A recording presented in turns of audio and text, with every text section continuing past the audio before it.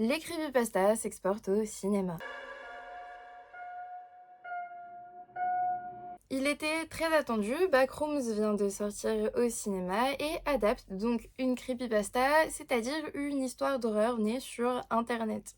Une histoire d'horreur née sur 4chan, un forum, dans lequel a été postée une photo d'un espace liminal.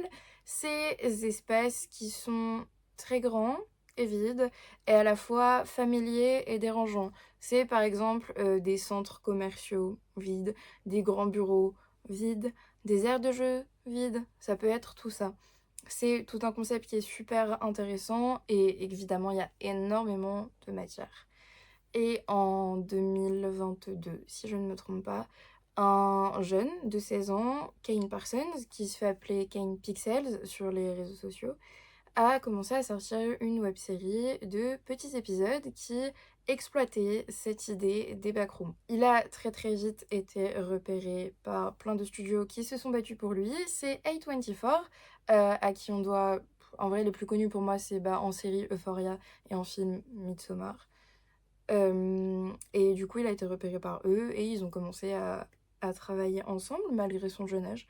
Et du coup, ça a donné ce film qui est attendu depuis. J'ai bien aimé. En fait, je suis d'une génération très proche de celle de Kane Parsons. J'ai genre 4 ans d'écart avec lui. Et forcément, du coup, j'ai tout ce côté internet, horreur d'internet. Ça ressemble aussi à beaucoup de jeux vidéo que j'aime beaucoup. Donc évidemment, c'est quelque chose auquel je suis sensible. Mais je trouve aussi que, au-delà du fait que je sois sensible moi à ça, ça récupère les côtés intelligents en termes de storytelling. Backrooms, ça raconte l'histoire de Clark. Je trouve cette photo un peu drôle, donc je l'ai mise. Qui est un loser des années 90, qui travaille dans un magasin de meubles complètement kitsch et qui, depuis son divorce, n'a aucune relation sociale hors ses collègues et sa psy. Il va trouver les backrooms dans son magasin, du coup. Et la narration va suivre derrière, évidemment, entre ces deux réalités et c'est extrêmement intéressant. C'est un film qui est intelligent en termes de storytelling, mais pas tant pour son écriture globale, mais plutôt pour son storytelling visuel. Ça a des techniques très simples, mais terriblement efficaces. Tout simplement, c'est très bête, mais c'est parfait. Le fait d'avoir des plans très très fixes, assez larges, dans la réalité qui donne déjà un sentiment d'inconfort et qui floute encore plus les limites quand on passe de l'autre côté.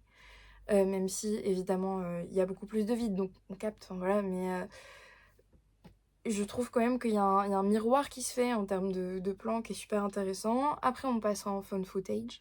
Le phone footage, c'est littéralement quand quelqu'un a une caméra à la première personne. Après, le phone footage, ça a ses racines dans l'horreur de vraiment, c'est littéralement du footage, de la vidéo trouvée après un incident.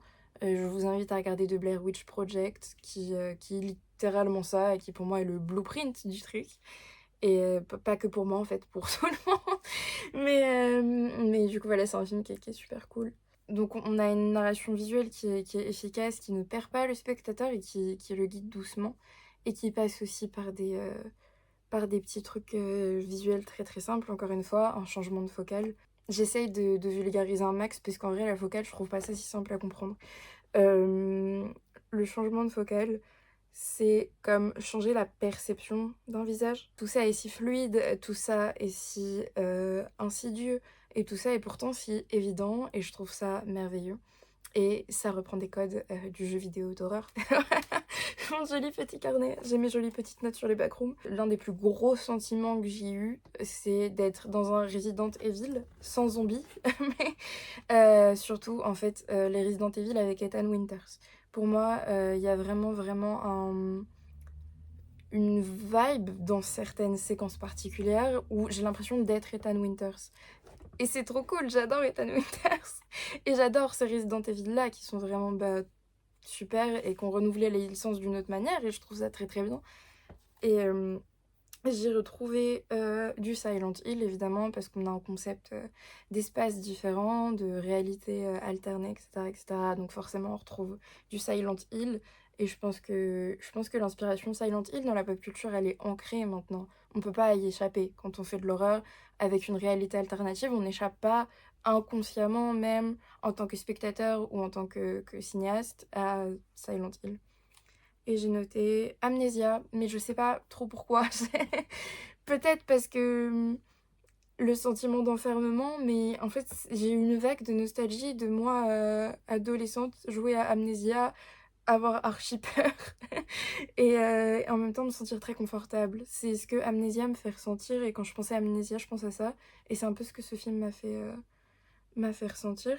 Ce que je reproche au film, cependant, c'est que il a le problème de beaucoup de films d'horreur modernes et de beaucoup de films modernes en soi qui est de t'as un concept, tu peux gérer ton concept tranquille mais tu vas rajouter ton lore, ton lore, ton lore, ton lore, ton lore. Et le lore est rajouté particulièrement tard en plus dans celui-là, mais genre très très très tard. Et c'est un peu ça m'a cassé le truc très honnêtement. Ça reste un très bon film, hein, c'est pas le souci, mais pour moi, si t'écris autour d'un concept, soit vraiment tu drops ton lore un peu par-ci par-là doucement, soit tu le drops juste pas. Parce que je sais qu'il y a un énorme lore dans la série avec toute une société, machin. Le film t'emmène narrativement pas dans ça, et quand il essaye de t'emmener vers un lore plus profond, ça casse un peu tout ce qu'il a construit parce que ça t'en met plein la tête en mode regarde, il y a ça, ça, ça, ça, ça. Au fait, ça, c'est mon lore. C'est un peu genre quand tu commences à écrire, beaucoup de gens qui écrivent font ça, et qu'ils disent ouais, mon lore c'est ça, mon lore c'est ça, mon lore c'est ça, mais c'est quoi ton histoire? Et je trouve que beaucoup de jeunes auteurs de notre génération ont ce problème. Je peux me compter dedans à certaines parties de ma vie, y a pas de souci. On a tendance à construire un lore avant de construire une histoire. Après, le film construit quand même quelque chose au préalable, donc ça va. Mais je trouve ça dommage qu'on nous pète le lore à la gueule, en fait, au bout d'un moment. Et je trouve le film était un 10 sur 10 avant de faire ça, sincèrement. C'est un film qui, d'un point de vue purement sensoriel et d'un point de vue purement immersion, est magnifique, merveilleux, donne des frissons. Mais c'est un sentiment, les backrooms, les espaces liminaux en général, ça procure un sentiment d'inconfort très personnel en fait. Et je trouve que le film l'a parfaitement retranscrit et que c'est un film qui retranscrit parfaitement un concept d'internet et une creepypasta. Et c'est la première creepypasta dans un film produit officiellement, etc., que je vois si bien faite. Parce que évidemment YouTube regorge de pépites. Il y a vraiment une mine d'or sur internet avec les creepypastas pour l'horreur. Et ça risque peut-être de paver un chemin sur des trucs. Peut-être, imaginez, on a un film Slenderman ou un truc comme ça. Mais ça peut être intéressant de reprendre des concepts et de les exploiter comme ça a été fait là, parce que je trouve ça extrêmement, extrêmement intéressant. Et je suis très heureuse d'avoir pu vivre cette expérience sensoriellement et d'en avoir pris plein les yeux. Parce que vraiment, j'insiste sur le storytelling visuel, il est merveilleux. Vous savez, quand on dit show, don't tell au cinéma, montre, ne dit pas. Ce film en est un merveilleux exemple, jusqu'à ce que son lore efface. Eh, au fait, j'existe. Mais sinon, ce film en est un merveilleux exemple. Et étudier ce film, quand on veut faire de l'horreur, pour moi, c'est une excellente idée. Et je salue aussi les performances d'acteurs. Je me demande au second visionnage, ou quand je referai plusieurs visionnages, comment j'analyserai le symbolisme qu'on nous drop un petit peu partout. Parce qu'il y a des séquences avec des symboles très particuliers. Il y a une séquence de Noël, par exemple, qui questionne beaucoup. T'as tout le truc des backrooms de est-ce que c'est réel, est-ce que c'est un espace mental. Je sais qu'il y a la réponse dans la série, je connais la réponse, mais je ne sais rien. Je pense que chaque spectateur a son interprétation au départ et que c'est le mieux à faire, mais qu'au final, le film give la réponse, quoi. Je suis pas partisane du, il faut absolument regarder un truc au préalable pour aller voir un film adapté. Je pense que, un spectateur qui aura vu la série avant, un spectateur qui ne l'aura pas vue auront 2 expériences totalement différentes. Je pense que j'irai voir la série en entier, mais je pense que c'est pas un lore forcément, qui moi, me plaît plus que ça, parce que je suis plus dans l'horreur symbolique et sensorielle. Mais, je pense qu'il y a tout un public qui peut être dans ce lore-là, un peu plus particulièrement. C'est du lore un peu, comme le SCP, ce genre de choses-là, je trouve ça cool, mais c'est pas ce qui me touche personnellement en termes d'horreur, tout simplement. Donc j'irai regarder, je pense que je trouverai ça cool, mais je pense que ça me touchera moins que ce que le film essaye de proposer au départ. Je vous recommande du coup quand même d'aller voir, sur la chaîne Kane Pixels. Je vous recommande de voir le film également. C'est un film qui du coup dure à peu près 1h45, qui est du coup très sensoriel, très immersif. J'espère que ça lancera une vague et non pas une vague de rapaces de ah on va faire d'internet une vache à lait, je n'espère vraiment pas.